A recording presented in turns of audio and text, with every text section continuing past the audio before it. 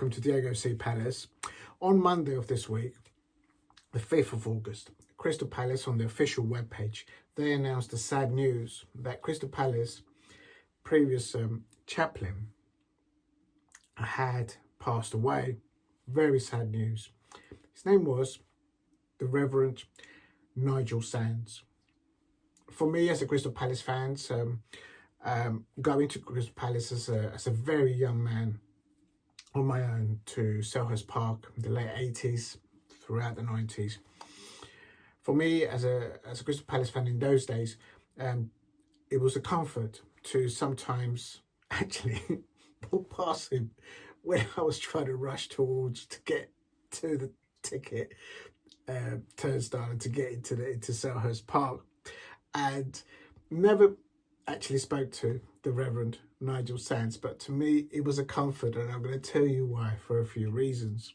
First of all, talking to my mother earlier on today, and also on Monday when I heard the sad news.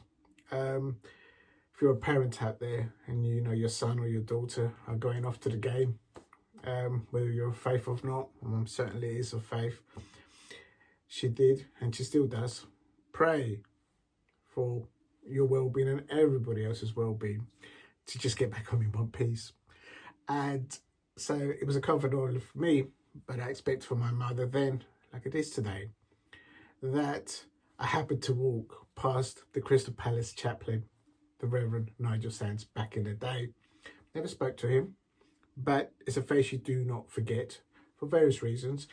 At times when I was in those days in the Arthur Wade stand, I would flick half time through the programme, and you'll come across the what he had written about Crystal Palace in respect to the then ownerships, the Crystal Palace fans, the Crystal Palace players. And from then to this day, he had still, in my opinion, has the pulse on Crystal Palace. I'm sure it was a great comfort for the then owners, the people who worked at Crystal Palace, and also for the Crystal Palace players, whether they're of the faith of the Reverend Nigel Sands or not, or otherwise. I expect it was a great comfort to them as well. I remember one time, and I can't pinpoint it, but I remember one time we were up against Liverpool, and I can't remember which one it was, but I remember rushing past and I saw him, and you just like, you do like a dodge, because everyone, it's one of those moments when you're going trying to get into the match and you're late, you want to get in through the turnstiles, you want to get in there. And I remember up against Liverpool, and I thought to myself, oh, please, Lord, please, just help us with something. Help give us something today. And of course, a prayer could be recited, it could be said, whether it could be answered in respect to Crystal Palace facing the likes of Liverpool of those days. In those days, we would face Liverpool. They had legendary players, legendary phrases used very loosely these days, but they had players the likes of Ian Rush, and later on, a decade later, Robbie Fowler. And I remember one match, I believe it, running past him, trying to get us like, oh Lord, please help us, because we were up against those type of players, Liverpool fans. And in the old days, the away fans, the Liverpool fans, will sit at the corner, not where they all sit now, the away fans. They will be on the Arthur Wade stand, but they will be at the other end in the corner with the Homestale Road stand there, and I'll be just to the right, so just a little bit of a canopy there, if that.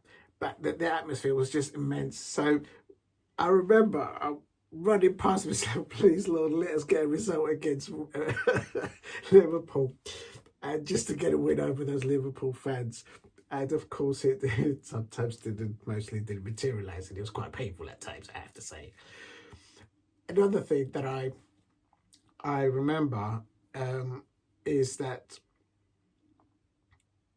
from hearing from what people say and have written of the Reverend Nigel Sands, is that he didn't just represent and have what I call the pulse of Crystal Palace, but as he also helped many communities around Crystal Palace. And I think that is the identity, the fabric of Crystal Palace. I mean, no doubt that Crystal Palace, come the first home match in the new Premier League season, will allow the fans to have reflection of the passing of our chaplain, the Reverend Nigel Sands.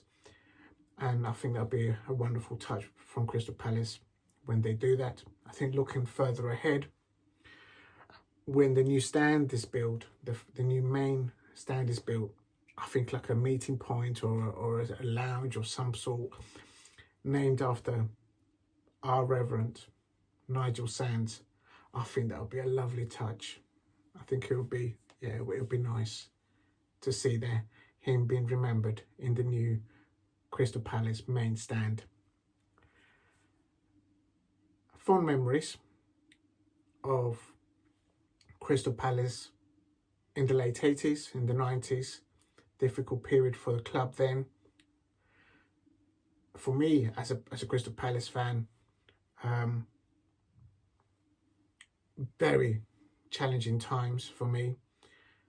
But having walked past, trying to go into Selhurst Park past the late Reverend Nigel Sands, and then also looking at his face and then reading to see what he had said on the matchday programmes, was a great comfort to me. And I was speaking to my mum on Monday, and today she reminded me that she prayed for me then, and she still does today. So if you're a parent out there with your son or your daughter out there going to a match, a great comfort. Last of all, to the Reverend Nigel Sands' family, my condolences.